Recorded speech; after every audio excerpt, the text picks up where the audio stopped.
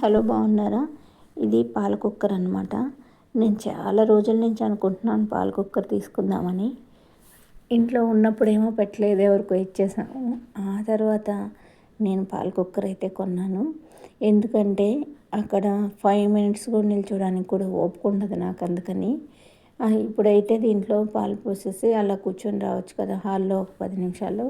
ఆ తర్వాత పాలు పొంగుతాయి కాబట్టి అనేసి ఇలా కొన్నాను. ఊరికే పాలు పొంగిపోతూ ఉంటాయి కదా, స్టవ్ కడుగుతూ ఉండడం కష్టమని. ఇప్పుడైతే దీంట్లో ఆ స్క్రూ తీసేసి అక్కడ నీళ్లు పోయాలి. ఆ పొన్నెల్ లాంటిది ఉంటుంది, దాంతో ఒక చిన్న గ్లాసులు నీళ్ళు పడతాయి, హాఫ్ గ్లాస్ టీ గ్లాసు నీళ్ళు పడతాయి. అవి పోసేసి ఆ తర్వాత స్క్రూ పెట్టేయాలి. అది విజల్ అనమాట. తర్వాత కొంచెం వాటర్ వేసి నేను ప్యాకెట్లు కట్ చేసి పాల ప్యాకెట్లు పోస్తున్నాను. అప్పుడు మనకు పాలల్లో నీళ్ళు ఎక్కువ పట్టవన్నమాట. మామూలుగా పోసేసేయచ్చు.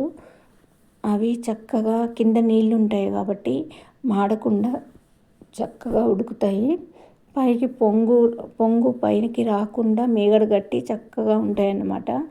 మనం వంచి కాఫీ దీంట్లో ఈ పాలతోటి కాఫీ పెట్టుకున్నాం అనుకోండి, కుంపట్లో కాచి ఉన్నప్పుడు ఎంత టేస్ట్ ఉంటుందో అలా ఉంటుందన్నమాట. చిన్నప్పుడు మా అమ్మ ఇలాగే కుంపట్లోనే కాచేది. ఎప్పుడు పాలు కాచినా ఆమె స్టవ్ మీద పెట్టదన్నమాట, కుంపట్లోనే పాలు కాచేది. నాకు ఆ టేస్ట్ అనిపించేవన్నమాట. ఎందుకంటే చిక్కగా అయ్యేవి పాలు, మరిగి మరిగి మరిగి మంచిగా కింద పోకుండా బాగా మరిగి ఉండేది. ఈ విజల్ పూర్తిగా వచ్చేదాకా అలా మంచిగా మరుగుతూ ఉంటాయి అన్నమాట. బాగా ఉడుకుతూ ఉంటాయి అన్నమాట. నేను వచ్చి ఈ విజిల్ క్లియర్గా వచ్చిన తర్వాతే వచ్చి ఆపేస్తాను. అంతదాకా మంచిగా ఉడుకుతాయన్నమాట.